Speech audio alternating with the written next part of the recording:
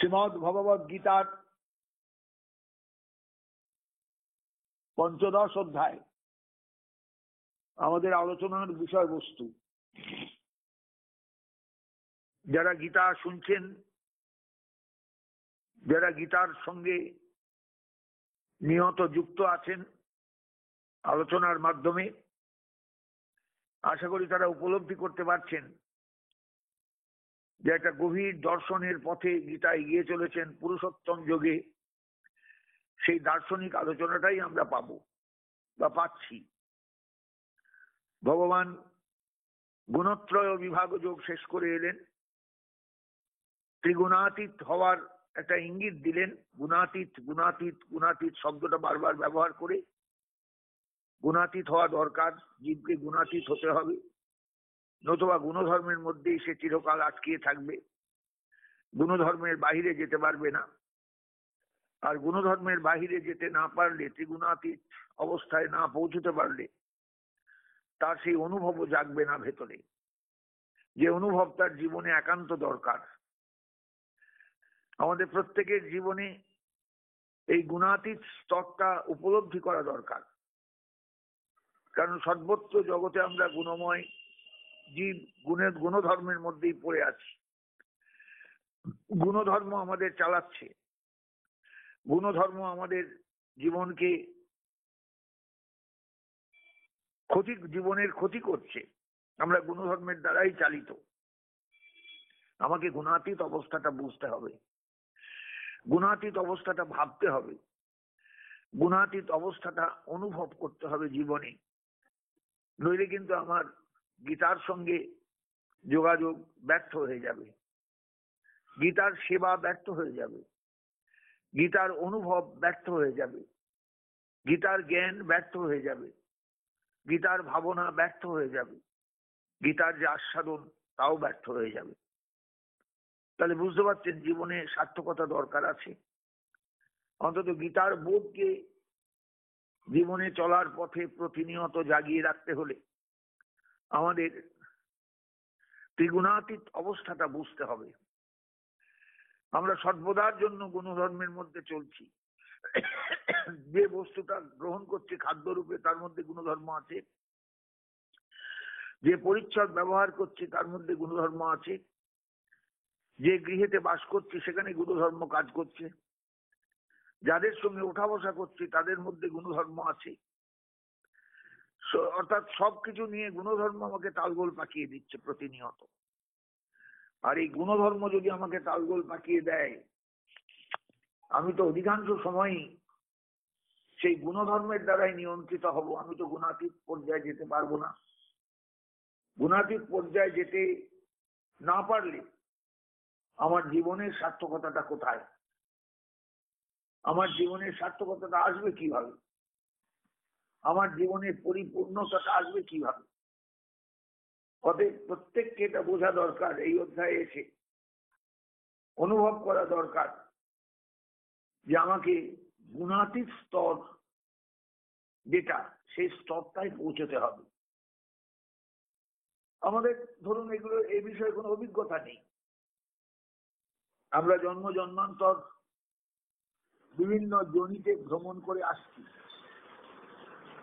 এই জীবনে মানুষ হয়েছি, গীতার সংস্পর্শে এসেছি। এখন দেখতে পাচ্ছি একটা অদ্ভুত শব্দ, গুণাতীত, গুণময়। আমাকে গুণাতীত পর্যায়ে যেতে হবে। সাধারণ মানুষ আমরা, আমাদের কি গুণাতীত পর্যায় সম্পর্কে ধারণা আছে? অতএব আমাকে গ্রন্থ ঘাঁটতে হবে, শাস্ত্র ঘাঁটতে হবে, গুণাতীত পর্যায়ে কি করে যেতে হয় সেটা জানতে হবে। গুণাতীত পর্যায়ে গেলে কিরকম মানসিক অবস্থাটা পাল্টায় সেটা বুঝতে হবে। যারা পেরেছেন তাদের জীবনের স্তরগুলো ভাবতে হবে, জানতে হবে, পড়তে হবে, বুঝতে হবে, আবার ভাবতে হবে। এইভাবেই আমাদের এগিয়ে যেতে হবে গুণাতীত পর্যায়ে যেতে গেলে। অথচ যেতে আমাদের হবেই। যদি আমরা মনে করি গীতাকে আমরা ভালোবাসি, গীতাকে আমরা অনুসরণ করি, করব, গীতাই আমাদের চলার পথের পাথেয় বা গীতাই আমাদের পথ প্রদর্শক, যদি আমরা ভাবি, তাহলে যেন আমাদের এগুলো বুঝতে হবে খুব ভালো করে যে গুণধর্মের বাইরে আমাকে গিয়ে গুণাতীত পর্যায়ে ত্রিগুণাতীত অবস্থায় আমাকে পৌঁছতে হবে। এই জন্য প্রত্যেক মানুষের জীবনে এই অনুভূতিটা একান্তভাবে কাম্য। ত্রিগুণাতীত অনুভূতি, ত্রিগুণাতীত স্তরের অনুভূতি, ত্রিগুণাতীত ভাবের অনুভূতি। ইন্দ্রিয়গুলো ত্রিগুণাতীত স্তরে গেলে কেমন হয়, কেমন থাকে, আমি বা কেমন থাকবো ত্রিগুণাতীত স্তরে গেলে। তার মানে বিরাট বিরাট মহৎ চরিত্রের যারা ছিলেন, মহান ব্যক্তি যারা ছিলেন, তাদের জীবনীগুলো ভালো করে দেখতে হবে। তারাও তো ত্রিগুণাতীত স্তরে গিয়েছেন। এইভাবে আমাদের নিজেদের শিক্ষার জগৎটা তৈরি করতে হবে, জ্ঞানের জগৎটা তৈরি করতে হবে, বোধের জগৎটা তৈরি করতে হবে। বড্ড কঠিন ব্যাপার, ভীষণ কঠিন ব্যাপার। গীতা শুধু পড়লেই হলো না, গীতাকে ভাবতে হবে, গীতাকে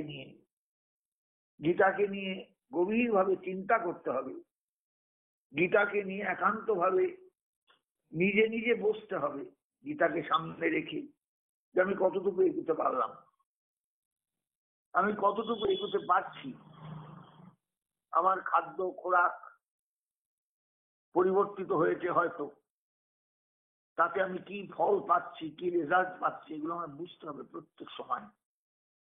আগের সঙ্গ আমি করি না, এখন আমার সঙ্গ পাল্টিয়েছি। বর্তমান সঙ্গে আমি কতটুকু উপকৃত হলাম, এগুলো আমাকে প্রতিনিয়ত বিচার করতে হবে, প্রতিনিয়ত। এটা সাংঘাতিক বিষয়। নিজের জীবনটাকে একটা অর্থবহ জায়গায় মানে অর্থবহ জায়গায় নিতে গেলে, ঠিক গীতার ভাষায় অর্থবহ জায়গায় পৌঁছতে গেলে আমাকে কিন্তু খাটতে হবে প্রচুর, আমাকে ভাবতে হবে প্রচুর, আমাকে সময় দিতে হবে প্রচুর, আমাকে গীতার সঙ্গে গভীর সংযোগ রেখে চলতে হবে। এটাও সত্যি কথা। এক মুহূর্তের জন্য আমি গীতার থেকে সংযোগভ্রষ্ট হলে কিন্তু বিপদ, আমি আবার হারিয়ে যাব। সংসার আমাকে স্থির থাকতে দেবে না, চারপাশের বিভিন্ন অবস্থা আমাকে স্থির থাকতে দেবে না। অতএব আমাকে যদি স্থির অবস্থা রেখে, বজায় রেখে, স্থিরতা প্রাপ্ত হয়ে আমাকে যদি এগুতে হয়, তাহলে ভগবত কৃপা ছাড়া, ভগবত শরণাগতি ছাড়া কিন্তু রক্ষা নেই। একান্তভাবে ভগবত শরণাগত হয়ে ত্রিগুণাতীত পর্যায়ে যারা গিয়েছেন, তাদের জীবনের দিকে তাকিয়ে তাদের কৃপা সম্বল করে সেই মহতের করুণা অন্তরে অনুভব করে আমাদের প্রত্যেককে এগোতে হবে। এটা একটা সাংঘাতিক কঠিন ব্যাপার, কঠিনতম ব্যাপার। গুণাতীত হওয়াটা মানে সাংঘাতিক ব্যাপার। জগৎটাই তো চলছে সত্য রজ তম গুণের মধ্যে দিয়ে প্রতিনিয়ত। অধিকাংশ ক্ষেত্রে রজ আর তমই প্রবল প্রাধান্য বিস্তার করে চলে। সত্যগুণ কোথায়? সেখানে সামান্য মাত্রায়।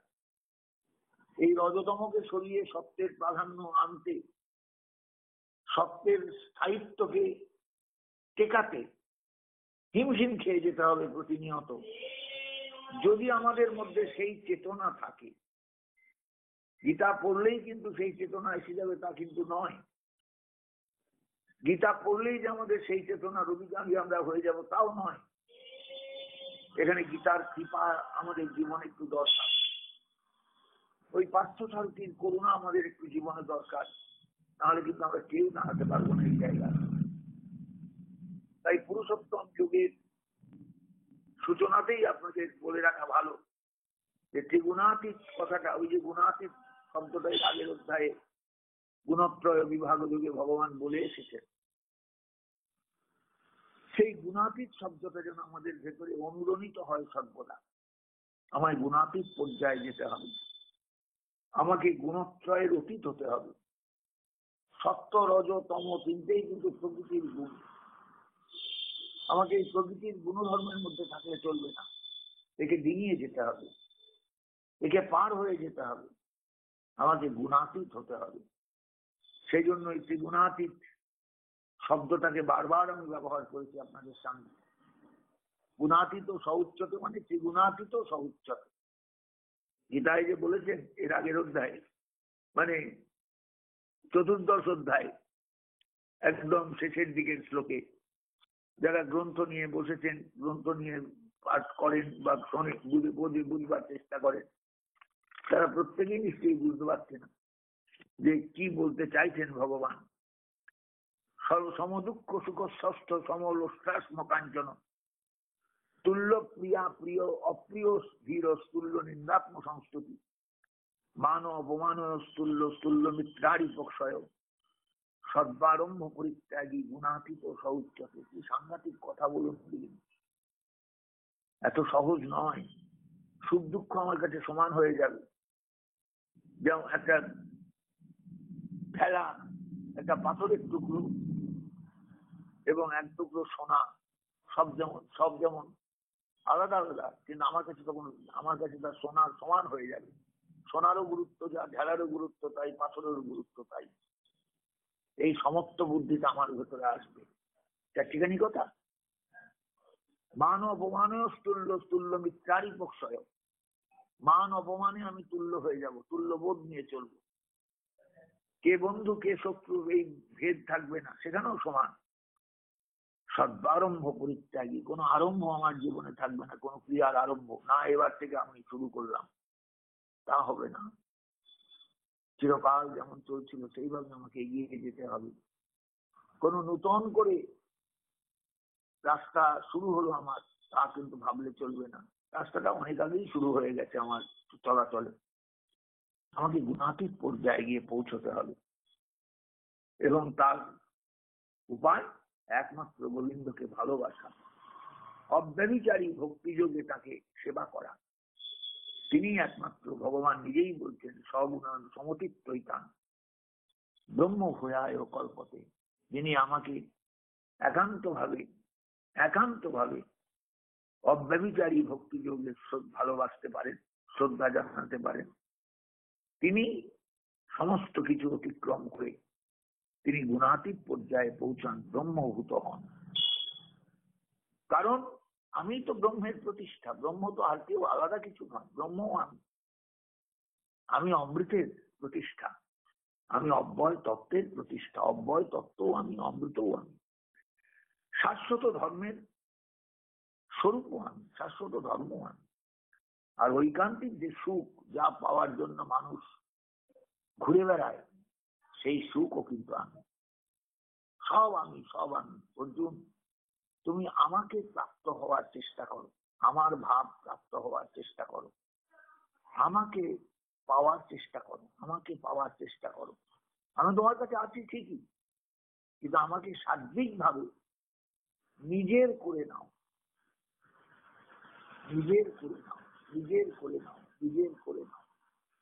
আমি কিন্তু সেইটাই চাই, যে সমস্ত জীব আমাকে সার্বিক ভাবে নিজের করে নিই, তাহলে আমি তার সত্যিকারের প্রয়োজনে লাগবো। ধরো আমার সঙ্গে তো তার একটা ব্যবধান রয়ে গেল, আমার শোয়ার ঘর ঠাকুর ঘর আলাদা হয়ে গেল, যা প্রত্যেক বাড়িতেই আছে। শোয়ার ঘর ঠাকুর ঘর আলাদা কেন? সর্বত্রই তো তিনি আছেন, আমার মধ্যেও তো তিনি আছেন। আমি যখন শুচ্ছি তখন কি তিনি আমার মধ্যে ঘুমোচ্ছেন না? আমার মধ্যে নেই, জেগে আসবে, তিনি জাগ্রত অবস্থায় আছেন না? বলে আমি ঘুমোলাম কি করে? ঘুম তো তিনি আমায় পাড়াবেন।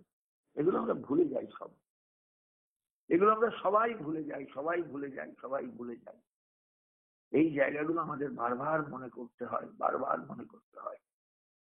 তাই ভগবান শেষ মুহূর্তে মনে করিয়ে বললেন 27 নম্বর শ্লোকে, ব্রহ্মণহি প্রতিষ্ঠা হন। এই যে বিরাট জগৎ, এই জগৎটাই তো ব্রহ্মময়। এই ব্রহ্মের প্রতিষ্ঠাই আমি, ব্রহ্মই আমি অমৃত স্বরূপ, আমি অব্যয় তত্ত্ব, শাশ্বত ধর্মের প্রতিষ্ঠান, আর ঐকান্তিক সুখও আমাতেই বিরাজমান। তুমি কোথায় খুঁজছো সুখ? আমার কাছে এসো, সুখ তুমি আমার কাছে পাবে। কোথায় খুঁজছো ধর্ম? অমুক ধার্মিকের কাছে যাচ্ছ? আমি তো ধর্মস্বরূপ, আমার কাছে এসো। এই জায়গাগুলো কিন্তু আমাদের প্রত্যেকে ভুল হয়ে যায়। আমরা ইতি ঘুরে বেড়াই, ধর্মস্থানে গিয়ে ধর্ম খুঁজে বেড়াই, কিন্তু ধর্ম যে স্বয়ং ঈশ্বর, স্বয়ং নিজেই শাশ্বতস্য তো ধর্মস্য, শাশ্বত যে ধর্ম সেই ধর্ম আমি, ঐকান্তিক যে সুখ সেই সুখও আমি। তাহলে সবই তিনি, অথচ আমি খুঁজে বেড়াচ্ছি তাকে কত জায়গায় গিয়ে খুঁজছি। এইগুলো আমাদের জীবনে বিভ্রান্তিমূলক, এগুলো আমাদের জীবনে অত্যন্ত কি বলবো ক্ষতিকারক। আমাদের এইগুলোর হাত থেকে দূরে এসে ভগবানকে, তার কথাগুলোকে গুরুত্ব দিয়ে তার চরণে আমাদের শরণাগত হয়ে থাকা দরকার। তবেই আমরা তার আসল স্বরূপটা বুঝতে পারবো, যে তিনি ব্রহ্মের প্রতিষ্ঠা কেমন, তিনি অমৃতের প্রতিষ্ঠা কিরূপে, তিনি অব্যয় তত্ত্বের বা ধর্মের প্রতিষ্ঠা কেমন ভাবে, কি করে হলেন, কি করে হন। শাশ্বত ধর্ম বলতেই বা কাকে বোঝায়, ঐকান্তিক সুখ বলতেই বা কি বুঝবো, সব কিছু আমরা বুঝতে পারবো শুধু তার চরণে শরণাগত হয়ে থাকি। তিনিই সবকিছু, তিনিই সবকিছুর অধিকরণ, তিনিই সবকিছুর অধিকরণ, তার মধ্যেই সবকিছু। অতএব তার শরণাগত হয়ে থাকতে পারলে, তার শরণাগত হলে তবেই আমাদের রেহাই, তবেই আমাদের কল্যাণ, তবেই আমাদের মঙ্গল। এছাড়া কিন্তু কোনো রাস্তা নেই। আমাদের অধ্যায় শেষ হলেন গুণত্রয় বিভাগ যোগ, আমরা তারপর এগিয়ে গিয়েছি পুরুষোত্তম যোগে। ভগবান নিজেই বলতে আরম্ভ করেছেন, ঊর্ধ্বমূল মধস্যাকম অশ্বত্থম প্রাহুরব্বয়ম ছন্দাংশী যস্য পর্ণানি দস্তম বেদস্য বেদবিদ। এই সংসারটা ঊর্ধ্বমূল, একটা বড় গাছ, অশ্বত্থ বৃক্ষ, তার শিকড়গুলো উপরের দিকে চলে গিয়েছে, সমস্ত ডালপালাগুলো সব নিচের দিকে, গাছটা উল্টোনো। এই সংসারটা হলো সেই বিরাট উল্টোনো অশ্বত্থ গাছ। আমরা এই ডালপালায় সবাই আছি। শিকড় যে কোথায় উপর দিকে, কোত্থেকে যে এই গাছটা রস সংগ্রহ করছে, কোত্থেকে এই গাছটা কিভাবে বেঁচে আছে আমরা কেউ বুঝি না, জানি না। কিন্তু এটা অব্যয় বৃক্ষ, চিরকাল আছে, চিরকাল ছিল, চিরকাল থাকবে। সমস্ত বেদমন্ত্র এই বৃক্ষের পাতা, এই গাছের পাতা, বেদমন্ত্র আজ এই বৃক্ষের পাতার মধ্যে, পত্রের মধ্যে নিহিত। ছন্দাংশী যস্য পর্ণান, এই বৃক্ষটাকে আমাদের জানা দরকার, এই বৃক্ষটাকে আমাদের চেনা দরকার, এই বৃক্ষটাকে আমাদের খুব ভালো করে উপলব্ধি করা দরকার। কি বৃক্ষ না, পুরুষোত্তম তত্ত্বের যে জ্ঞান, সেই জ্ঞানের বৃক্ষ। যে তত্ত্বকে জানলে আমরা ঈশ্বরকে জানতে পারবো, পুরুষোত্তমকে জানতে পারবো, সেই তত্ত্বময় বৃক্ষ, সেই তত্ত্বময় বৃক্ষ। অধশ্চর্দম প্রসিতাস্তস্য শাখা, নিচে এবং ওপরের দিকে এই বৃক্ষের শাখাগুলো এগিয়ে গেছে, বেরিয়ে গেছে। কোনো কিছু নিচের দিকেও এসেছে, কিছু ওপরের দিকেও গেছে। গুণ প্রবৃদ্ধা, এগুলো গুণধর্মের দ্বারা প্রবৃদ্ধ। গুণধর্ম সত্তরজতম গুণ। বিষয় প্রবালা, আর বিষয়রূপ পত্রাবলী, বিষয়রূপ পাতা এই বৃক্ষে সবসময় আছে। অধস্য মূলান অনুসন্ততানি কর্মানুবন্ধিনী মনুষ্য লোকে, আর নিচের দিকে মনুষ্য লোকে কর্মানুবন্ধিনী। মনুষ্য লোকে দেখা যাবে ধর্ম অধর্ম রূপ যে কর্মের কারণ, সেই কারণ রূপ যে মূল, মূল মানে শেকড় এক অর্থে, আর এক অর্থে কারণ। মূলানি মানে কারণ সমূহ, ধর্মাধর্ম কর্মের কারণ মূলানি, সেই মূলগুলো অধচ অনুসন্ততানি, নিচের দিকে বিস্তৃত হয়েছে, নিচের দিকে ছড়িয়ে আছে, নিচের দিকে রয়েছে। বিষয়টা বুঝবেন খুব ভালো করে। একটা রূপকের ব্যবহার করেছে। একটা বৃক্ষ উল্টোনো গাছ, শিকড়গুলো উপরের দিকে, পাতাগুলো নিচের দিকে, ডালগুলো নিচের দিকে। কিন্তু তাহলে কি হবে? গুণপ্রবৃদ্ধা, গুণ সমূহের দ্বারা এই বৃক্ষ বৃদ্ধি প্রাপ্ত। বিষয় প্রবালা, বিষয় রূপ পল্লব, এই যে সংসারের যত বিষয় সবই হলো পাতা, এই বৃক্ষের পাতা। শাখা নিচের দিকে, উপরের দিকে, চারদিকে ছড়ানো। প্রসিতা চারদিকে ছড়িয়ে গেছে। মনুষ্য লোকে কর্মানুবন্ধিনী মূলানি অধচ অনুসন্ততানি, বিশেষ করে মনুষ্য লোকে, মানে আমরা যে লোকে আছি, এই লোকে কর্মানুবন্ধী অর্থাৎ কর্মফল রূপ ধর্মাধর্ম কর্মের যে ফল, সেই কারণ স্বরূপ যত ফল যেগুলো ভোগ করে জীব, ভোগ করে মানুষ, অধ অনুসন্ততানি, নিচের দিকে বিস্তৃত, অধস্থ মূলান অনুসন্ততানি কর্মানুবন্ধিনী মনুষ্য লোকে, কর্মবন্ধনটা দেখবে মনুষ্য লোকেই বেশি মাত্রায়। মনুষ্য লোকে জীব আসে কর্মবন্ধন নিয়ে, কর্মের জাল নিয়ে, কর্মের নানা রকমের বৈচিত্র্য নিয়ে সেই কর্মফল সে ভোগ করে এই মনুষ্য লোকে এসে। বিভিন্ন মানুষ বিভিন্ন রকম ফলভোগে সবসময় ব্যস্ত। নরূপমস্যে তত উপলব্ধ, কিন্তু এমনি একে দেখতে পাওয়া যাবে না। এমনি এই বৃক্ষটাকে দেখতে পাওয়া যাবে না, হাত বাড়ালে এই বৃক্ষকে ছোঁয়াও যাবে না, দেখাও যাবে না। নান্তর নচাদিন নত প্রতিষ্ঠা, এর আদিও নেই, অন্তও নেই, প্রতিষ্ঠাও নেই, কিচ্ছু বোঝা যাবে না। অশ্বত্থ মেনং সুদীর্ঘ মূলম, আগেই বলেছি অর্জুন, গাছটা হলো অশ্বত্থ গাছ। অশ্বত্থ মানে আমরা যে গাছটাকে অশ্বত্থ বলে বলি, ঠিক তা বললেও হবে না। অশ্বত্থ একটা নাম, একটা রূঢ় শব্দ। এই সংসারটা হলো সেই অশ্বত্থ গাছ। অশ্বত্থ মেনং সুদীর্ঘ মূলম, অসম্ভব গৃহমূল অশ্বত্থ বৃক্ষ। অর্থাৎ আজ আছে কাল থাকবে না, এই অর্থে অশ্বত্থ। আজ আছে কাল থাকবে না, এই অর্থে অশ্বত্থ। খুব ভালো করে বুঝবার চেষ্টা করবেন। এই সংসারের যা কিছু আমরা দেখছি, এগুলো আজকে আছে, কালকে নাও থাকতে পারে, হারিয়ে যাবে। আমি যাকে মনে করলাম এগুলো আমার আমার আমার আমার, কালকে দেখা গেল সব ফসকে চলে গিয়েছে, কোথায় যে চলে গেল আমি সামলাতে পারলাম না, রক্ষা করতে পারলাম না। এগুলো সব এই সংসারের এই অশ্বত্থ বৃক্ষের বিভিন্ন রকমের নানা কিছু। অশ্বত্থ মেনং সুদীর্ঘ মূলম, অথচ এই অশ্বত্থ বৃক্ষ আছে এবং এটা দৃঢ়মূল, সাংঘাতিক শক্তিশালী তার শেকড়। অসঙ্গ শস্ত্রেণ দৃঢ়েণ চিত্তা, একে আমাকে কেটে এগিয়ে যেতে হবে। কি দিয়ে কাটবো, কি দিয়ে ছিঁড়বো, কি দিয়ে তাড়াবো, মানে কি দিয়ে একে নষ্ট করবো। অসঙ্গ শস্ত্র, কোন সঙ্গ নয়, কিছুর সঙ্গ নয়, বিষয়ের সঙ্গ নয়, বস্তুর সঙ্গ নয়, ব্যক্তির সঙ্গ নয়। একে আমাকে সঙ্গবিহীনতার যে অস্ত্র, অসঙ্গ শস্ত্র, ন সঙ্গ শস্ত্র, অসঙ্গ অর্থাৎ কোন সঙ্গ নয়, যে কোনো কিছুর সঙ্গ, অসঙ্গ শস্ত্র হাতে নিয়ে আমাকে এই বৃক্ষের ডাল পালা ছাড়তে ছাড়তে আমাকে এগোতে হবে। দৃঢ়েণ চিত্তা, কোথায় যেতে হবে?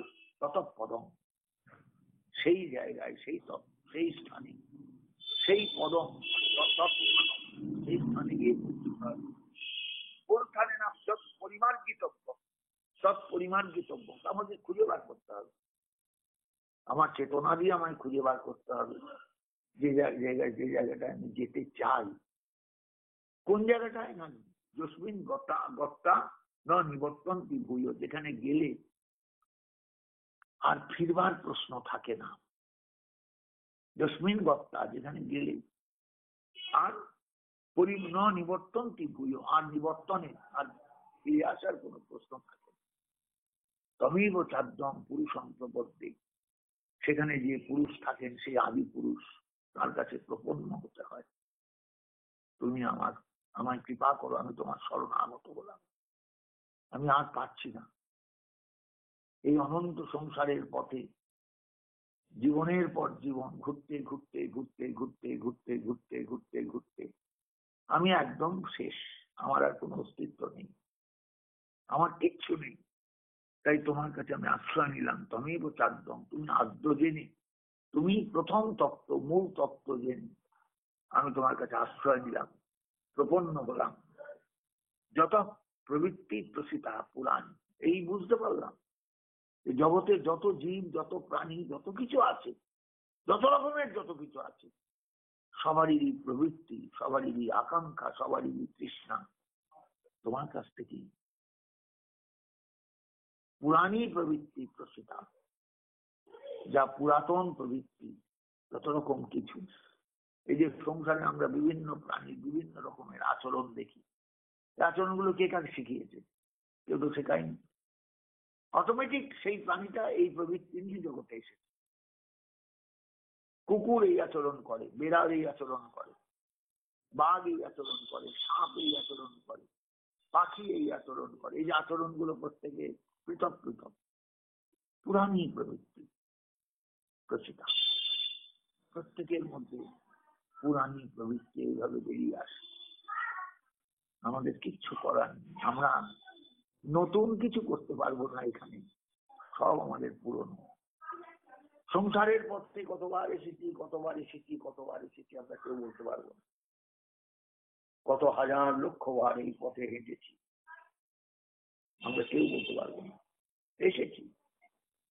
তাই পুরাতন যে প্রবৃত্তিগুলো, পুরানি যে প্রবৃত্তিগুলো, পুরাতন যে প্রবৃত্তিগুলো, তৃষ্ণাগুলো সব আমার মধ্যে আছে এবং সেগুলোই ব্যবহার করছি প্রতিনিয়ত। প্রতিনিয়ত সেইভাবেই চলছে। যত প্রবৃত্তি প্রচিতা পুরানি, পুরানি প্রবৃত্তি যত প্রচিতা, আমার মধ্যে থেকে সব পুরনো প্রবৃত্তিগুলো বেরিয়ে এসেছে সংসারের পথে। হঠাৎ এই আচরণটা করলাম, কেন করলাম বলতে পারবো না, কে শেখালো তা তো বলতে পারবো না। মানে আমার দ্বারা হয়ে গেল, মানে এটা আমার মধ্যে ছিল, এটা আমার মধ্যে গাঁথা ছিল, হঠাৎ বেরিয়ে এলো। যত প্রবৃত্তি প্রসিতা পুরাণ, নির্মাণ ও মোহা জিত সঙ্গ দোষা, অধ্যাত্ম নিত্যা বিনিবৃত্ত কামা, দ্বন্দ্ব বিমুক্তা সুখ দুঃখ সঙ্গই, গচ্ছন্তি অমূঢ়া পদম ভয়ঙ্কর। তাহলে এই তত্ত্বকে জানবেন, চিনবেন কারা? সাধারণ মানুষ তো সব তো ভোদাই, একদম বুদ্ধিহীন, তারা তো সব ডুবে যাবে এখানে। একমাত্র যাদের কোনো মান এবং মোহ নেই, মান এবং মোহ নেই, বিনিবৃত্ত সঙ্গ দোষা, যারা সঙ্গ দোষ জয় করেছে, যারা অধ্যাত্ম নিত্যা বিনিবৃত্ত কামা, যাদের অধ্যাত্ম চেতনাটা জেগেছে, সমস্ত কামনা যাদের ভেতর থেকে দূর হয়েছে, দ্বন্দ্ব বিমুক্তা, যারা দ্বন্দ্বমুক্ত হয়েছে, সুখ দুঃখ এই যে দ্বন্দ্ব, এই দ্বন্দ্ব ভাবনা থেকে যারা মুক্তি লাভ করেছে, সেই অমূঢ়া ব্যক্তিগণ, মূঢ়তা যারা ত্যাগ করেছে, মানে যাদের জীবন থেকে মূঢ়তাটা নষ্ট হয়েছে, মূর্খতাটা নষ্ট হয়েছে, বুদ্ধিহীনতাটা নষ্ট হয়েছে, গচ্ছন্তি অমূঢ়া, যারা অমূঢ়, মূঢ় নয়, মূর্খ নয়, সেই সমস্ত মানুষই একমাত্র তৎ অব্যয়ং পদং গচ্ছন্তি, তারাই সেই অব্যয় পদ লাভ করে। সবাই যেতে পারে না এখানে। সংসারে সবাই আসে কিন্তু সংসার থেকে বেরোবার সময় তাদের আর মাথায় খেয়াল থাকে না যে আমাকে কি কি করতে হবে, কি কি করতে হবে, কি কি করলে আমি সেই অব্যয় তত্ত্বের কাছে যেতে পারবো। কেউ বোঝে না, কেউ বোঝে না, কেউ বোঝে না। আমরা সবাই দিকবাজি খেয়ে যাই, সবাই হারিয়ে যাই, সবাই হারিয়ে যাই, সবাই হারিয়ে যাই। এইভাবেই অনাদি অনন্তকাল আমার এই সংসারে আসা এবং যাওয়া, যাওয়া এবং আসা চলছে চলছে চলছে চলছে চলছে। শুধু আমি কেন, আমার মতন লক্ষ লক্ষ কোটি কোটি জীব আসতে যাচ্ছে, আসতে যাচ্ছে, আসতে যাচ্ছে, আমরা কেউ খেয়াল করি না। কিন্তু সেইখানে আমাদের যাওয়া দরকার, যে জায়গাটা আমার জন্য আছে তৈরি। ন তৎ ভাসয়তে সূর্য ন শশাঙ্ক ন পাবক, যেখানে যেতে হবে সেখানে সূর্য কিন্তু আমাদের সেই জগৎটাকে আলোকিত করেন না, চন্দ্র আলোকিত করেন না, অগ্নি আলোকিত করেন না, কিন্তু সেই জায়গাটা আলোকময়, আলোকোজ্জ্বল, যেখানে গেলে আর কখনো ফিরতে হয় না, সেটাই হলো গোবিন্দের ধাম। তদ্ধাম পরমং মম, গোবিন্দ নিজেই বলছেন মম পরমং ধাম, সেটাই আমার ধাম, সেটাই আমার আশ্রয়, সেখানেই আমি থাকি। ভাবে অর্জুন সেই জায়গায় যেত, সেখানে সূর্য নেই, সেখানে চন্দ্র নেই, সেখানে অগ্নি নেই, কিন্তু সেই ধাম নিত্য আলোয় আলোয় আলোকিত। সূর্যের প্রয়োজন হয় না, চন্দ্রের প্রয়োজন হয় না, কিছুর প্রয়োজন হয় না, অগ্নির প্রয়োজন হয় না। যদ্বর্তমান বর্তন্তে, সেখানে গেলে আর ফিরে আসতে হয় না, সেটাই আমার ধাম। নিত্যধামের কথা ভগবান বলে দিলেন যে আমার কিন্তু একটা নিত্য ধাম আছে, নিত্য ধাম আছে, নিত্য ধাম আছে। অর্জুন, সেই নিত্যধাম, এই মথুরা, বৃন্দাবন, এগুলো জগতে নিত্য, কিন্তু আসলে সেই নিত্যধাম আলাদা। সেই নিত্যধামের কথাটা ইঙ্গিতে বলে দিলেন, আমি সেই নিত্যধামে থাকি, আমার নিত্যধাম আছে। যদ্গত্বা ননিবর্তন, যেখানে গেলে আর ফিরতে হয় না, সেটাই আমার ধাম, সেটাই আমার স্থান, সেটাই আমার ক্ষেত্র, সেটাই আমার বিচরণ ভূমি, সেখানেই আমি থাকি, সেখানেই আমার সঙ্গে তোমার দেখা হবে, বা তুমি যদি চাও আমি তোমার জন্য সেখানে অপেক্ষা করব। আজ এই পর্যন্ত রাখলাম। জয় নিতাই, জয় গৌর হরি, জয় শ্রীমৎ ভগবত